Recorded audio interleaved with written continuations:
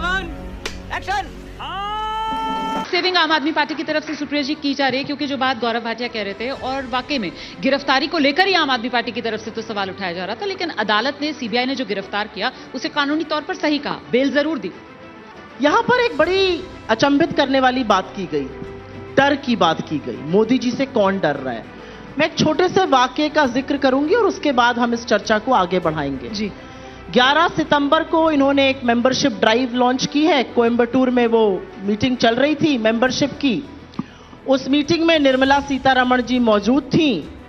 वहां पर श्री अन्नपूर्णा के जो मालिक हैं श्रीनिवासन जी आए, ऐसे ही बैठे थे। उन्होंने उठ के कहा कि मैडम, जीएसटी की बड़ी तकलीफें हैं, मिठाई पर 5% है, नमकीन पर 12% है, प्लेन बन पर 0 है, बन पर क्रीम लगा दो तो 18% है, थोड़ा जीएसटी को सुधार दीजिए, थोड़ा सरल बना दीजिए। ऐसे ही निर्मला जी बैठी थी, वो हंसी, उन्होंने थोड़ा सा कटाक्ष किया। मेरा अपना मानना था, आप पब्लिक सर्वेंट है, यहां से कोई भी उठ के हमें कुछ भी कह सकता है। आप मंत्री थी, आपको कोई सुझाव दे रहा था। 24 घंटे के अंदर श्रीनिवासन जी को बुलाया जाता है, निर्मला जी के आगे उनसे माफी दिलवाई जाती है। चोरी से बीजेपी उनका वीडियो रिकॉर्ड करती है माफी करते हुए, और उस वीडियो को बीजेपी के ऑफिशियल हैंडल्स वायरल करते हैं। बीजेपी तमिलनाडु ने वायरल किया। बेशर्मो, शर्म करो, शर्म। यह डर है। डर इस बात का है कि अगर आप हमसे सवाल पूछेंगे या आप अपने हक की बात करेंगे या आप अगर हमें आईना दिखाएंगे तो हम अपनी सीबीआई, ईडी, इनकम टैक्स तो आपके पीछे भेजेंगे ही, आपसे कान पकड़ के माफी कराएंगे। यह सत्ता का नशा है इनका।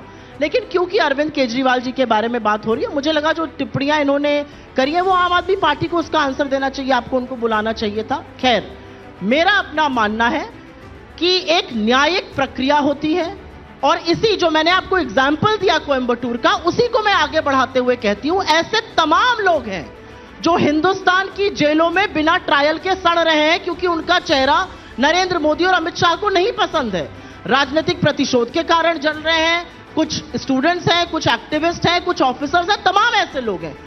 मुझे क्रेडिट नहीं चाहिए, कोर्ट को उनका संज्ञान लेना चाहिए। मेरा अपना मानना है, जब यह शराब घोटाला हो रहा था तब बीजेपी के 8 विधायक असेंबली में, 7 इनके सांसद, तमाम इनके काउंसलर, ये लोग तो चादर तान कर सो रहे थे। शराब घोटाले पर एक्चुअल कंप्लेनेंट हम हैं।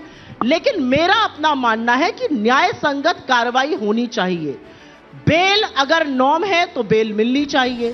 Bell, if jail is the norm तो आप जेल करिए। हमारे कानून में bell is the norm.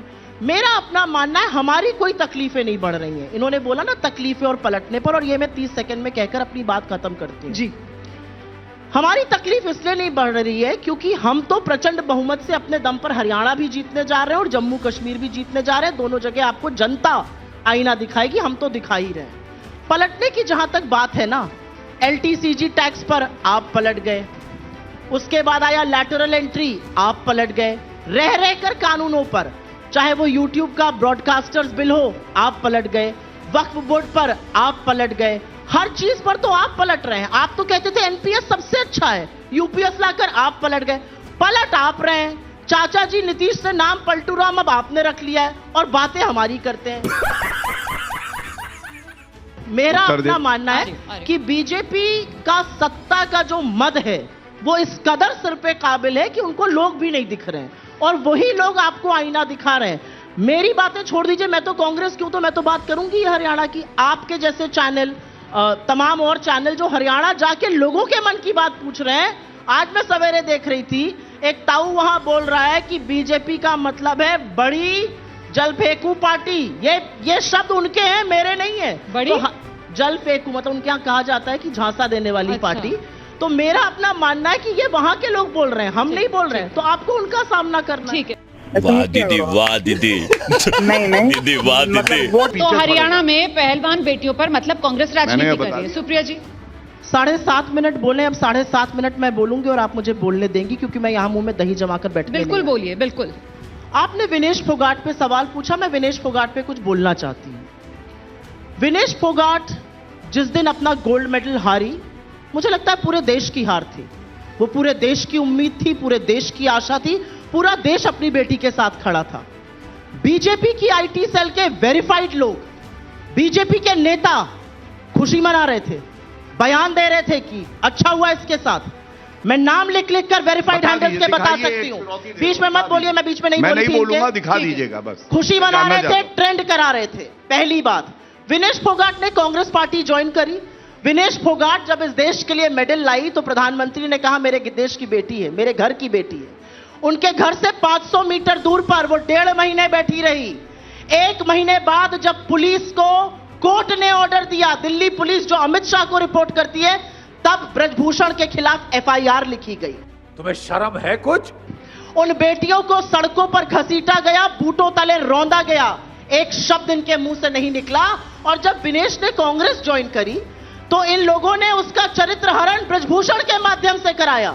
Brijbhushan Singh आज भी आपकी पार्टी के सदस्य हैं, नहीं तो निकाल बाहर करिए, बर्खास्त करिए ब्रजभूषण सिंह। और मुझे दुख है इस बात का कि एबीपी न्यूज का प्लेटफॉर्म भी मिसयूज किया गया और उन्होंने खीसे निपोर निपोर कर उनका चरित्र हनन किया, उनके बारे में ऐसी बातें कही जो मैं एक औरत होने के नाते नहीं कह सकती हूं। मुझे लगता है बेटी के दामन पर हाथ डालने का हिसाब मैं नहीं, हरियाणा देगा आपको।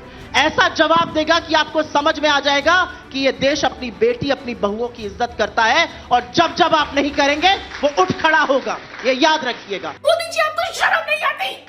ये बात करते हैं महिला अस्मिता की। इस देश के आदमखोरों ने कारगिल की मतलब जो कारगिल का सैनिक था उसकी पत्नी तक के बदन को नोचा। 76 दिन तक ये चुप रहे मणिपुर में, और जब बोले तो 36 सेकंड बोलते हैं प्रधानमंत्री। और ये लोग बेहयाई में कहते हैं मणिपुर में लाइए आप अविश्वास प्रस्ताव। मणिपुर इस देश का हिस्सा नहीं है। 16 महीने से मणिपुर जल रहा है, फिर से हिंसा भड़क चुकी है। और यह सच है कि मणिपुर में आज रॉकेट से, आज ड्रोन से, और आज वहां पर आरपीजी से हमले हो रहे हैं। कहां है देश का प्रधानमंत्री? प्रधानमंत्री ग्रीस, रशिया, यूक्रेन। पापा वॉर रुकवाने जाएंगे, पापा मणिपुर नहीं जाएंगे। पापा का विमान जो है वो मणिपुर के नाम पर रुक जाएगा। गजब बेइज्जती है। इन्होंने बात करी यहां पर महिला अस्मिता की। किसी ने भूला नहीं है, किसी को भूला नहीं है खट्टर जी का वो बयान कि जो औरतें जीन्स पहनती हैं रेप उन्हीं के साथ क्यों होता है। हरियाणा के मुख्यमंत्री थे और अब आपके मंत्री हैं। शर्म आनी चाहिए ऐसे व्यक्ति के साथ खड़े रहने के लिए। आपको बदलापुर के नाम पर सांप सूंघ जाता है। विनेश का चरित्र हनन करेंगे, मणिपुर पर चुप रहेंगे, उत्तराखंड पर चुप रहेंगे, बिहार पर चुप रहेंगे। मैं यहां पर डंके की चोट पर एक बात कहती हूं, अगर कभी दरिंदगी हुई और हमारी सरकारों ने एक्ट नहीं किया तो मैं शपथ लेकर कहती हूं कि मैं कर्नाटक और तेलंगाना की सरकार के खिलाफ बोलूंगी। आप यूपी के खिलाफ नहीं बोल पाते, आप बिहार के खिलाफ नहीं बोल पाते। 1 मिनट 7.5 मिनट अभी खत्म नहीं हुए हैं। बीच में ना बोल। और यहां पर मेरे लिए व्यक्तिगत एक झूठी बात कही गई और जरूरी है कि मैं उस बात का क्लैरिफिकेशन दूं। ये मैंने पहले भी दिया था और ये असलियत है कि इलेक्शन कमीशन ने मेरे क्लैरिफिकेशन को माना, अन्यथा मुझे बैन कर दिया जाता। मैंने कंगना जी के लिए कोई बयान नहीं दिया था, मेरे ट्विटर पे कोई उनका वक्तव्य नहीं था। किसी ने गलती से एक पोस्ट किया, उस व्यक्ति को मैंने नौकरी से निकाला। ये दिल्ली पुलिस के पास गए थे, दिल्ली पुलिस ने तफ्तीश करी और उनको पता चला कि मेरा मोबाइल लोकेशन लखनऊ था, जहां से पोस्ट हुआ वो एक लड़के ने गलती से मेरे पैरोडी अकाउंट से उठा के, जो बीजेपी चलवा रही थी, उन्होंने झांसी में पोस्ट किया। इसलिए बीच में नहीं बोलिए, इसलिए मेरे ऊपर कभी कोई आक्षेप मत लगाइएगा। लेकिन क्या मैं कंगना जी का विरोध करती हूं? बिल्कुल करती हूं, क्योंकि मेरे देश के किसानों को कोई हत्यारा और बलात्कारी नहीं कह सकता है। आग लगा दी, आग लगा दी, आग लगा दी, आग लगा। आप कत्ल की बात कर सकते हैं, लेकिन मैं महात्मा गांधी की पार्टी से हूं, राहुल गांधी की सैनिक हूं, मैं कत्ल की बात नहीं कर सकती हूं। आपका दिल्ली का नेता प्रदर्शन में खड़े होकर कह सकता है राहुल गांधी तेरा वो हश्र होगा जो तेरी दादी का हुआ, और आप चुप रह सकते हैं, लेकिन मैं चुप नहीं रह सकती हूं और मैं ये बात नहीं कर सकती हूं। ये आपकी घिनौनी गोडसे वाली मानसिकता को दिखाता है और मैंने आपसे गोडसे मुर्दाबाद का नारा लगाया हुआ है। ये मेरी बहुत बड़ी उपलब्धि है, लगवाया है मैंने ये नारा। अब मैं एक आपसे बात करती हूं, यहां पर किसानों की बात करी गई। किसान इतने खुश हैं, किसान इतने सुखी हैं, तो वो जो बॉर्डर पर बैठकर आपका विरोध आज भी कर रहे हैं वो कौन है? वो किसान कौन है जिनके लिए आपने नई दिल्ली आने वाली सड़कें खुदवा दी, कीले गुड़वा दी और वहां पर चट्टान लगवा दी सीमेंट की? वो किसान कौन है जिनके ऊपर आप आंसू गैस के बमगोले छोड़ते हैं? वो किसान कौन है जिनके लिए राष्ट्र की राजधानी दिल्ली के रास्ते बंद है? दिल्ली किसी की बपौती है? दिल्ली सिर्फ हमारी आपकी है? दिल्ली इस देश के किसानों की नहीं है क्या? किसका हक है इस किसानों के लिए दिल्ली को बंद किया जाए? ये क्या झुंझुना बजाते रहते हैं पीएम किसान, पीएम किसान? सबसे पहले तो यह समझ लीजिए कि किसान की फर्टिलाइजर पर, किसान के कृषि उपक्रम पर, किसान के कीटनाशक पर पहले कभी जीएसटी नहीं लगा। आपने वो किया, आपने डीजल का दाम बढ़ाया, किसान की पॉकेट में जो डाला उसका दुगना डाका डालकर निकाला। आज इस देश के एवरेज किसान की आय दिन के 27 रुपए है, और ये मेरा आंकड़ा नहीं, ये आपकी एजेंसी का आंकड़ा है, ये स्टैटिस्टिक्स ऑफ इंडिया का आंकड़ा है। 27 रुपए दिन के किसान कमा रहा है, और वो किसान आपको जवाब देगा अभी हरियाणा में। अरे बेटे, तुझे थकान नहीं लग रही क्या? यहां पर इन्होंने एक बात बोली और यहां पर उसका मुझे लगता है जवाब देना जरूरी है। ये जो आप शब्द कहने चाहे राहुल गांधी को कहें, लेकिन असलियत यह है कि 2024 के नारे हमें याद हैं। 400 पार, 400 पार, 240 पर लाके जनता ने खदेड़ दिया, और बैसाखियों के सहारे आज आप खड़े हैं। ये अलग बात है कि बैसाखियां जब मन में होता है बवाल मचाती हैं, चाहे वो कास्ट सेंसस हो, चाहे वो रिजर्वेशन हो, चाहे वो अग्निपथ हो। अग्निवीर स्कीम से इन्होंने हरियाणा के युवाओं का भविष्य रद्द किया है। आज मैं एक ऐसे युवा के परिवार से मिलकर आई हूं जिसका सिलेक्शन आर्मी में हो गया था। अग्निवीर स्कीम आई, उसका सिलेक्शन कैंसिल हुआ, उसको अग्निवीर में जबरन जाना पड़ा, उसने सुसाइड कर लिया। उसका जवाब कौन देगा? आर्यन मिश्रा, मैं यहां पे जवाब पूछना चाहती हूं। आर्यन मिश्रा 17 साल का युवा अपनी गाड़ी से जा रहा है फरीदाबाद, राष्ट्र की राजधानी दिल्ली से 20 किलोमीटर दूर, उसकी हत्या करी जाती है, गाड़ी से दौड़ाकर उसको गोलियों से भून दिया जाता है। मारने वाला कहता है, और इसकी मां का बयान है, ये मेरा बयान नहीं, मेरा दिल फट गया वो देखकर। मारने वाला कहता है मुझे लगा वो मुसलमान है। मां कहती है अगर मुसलमान होगा तो ऐसे ही मार डालोगे। ये मैं नहीं कह रही हूं, आर्यन मिश्रा की मां कह रही है। इतना छोटा पहले कभी नहीं हुआ होगा। गुड़गांव तक आपके आतंक से जल रहा था, यहां तक दंगे हो रहे थे, और आप बात करते हैं कानून व्यवस्था की। उस राहुल गांधी ने आपको 240 पे लाके खड़ा कर दिया, आपको पलटू राम बना दिया राजनीति का। वही राहुल गांधी जिसने लैटरल एंट्री वापस कराई है, अभी आपसे कास्ट सेंसस भी कराएंगे, इंस्टीट्यूशनल कॉन्स्टिट्यूशनल सेंसस भी कराएंगे, और आपको अग्निवीर भी वापस दिलवा कर रहेंगे। ये मैं डंके की चोट पर लिख कर जा रही हूं। क्या बात है सर, क्या बात है सर, क्या बात, ये बात है। हरियाणा में प्रमुख मुद्दे क्या हैं?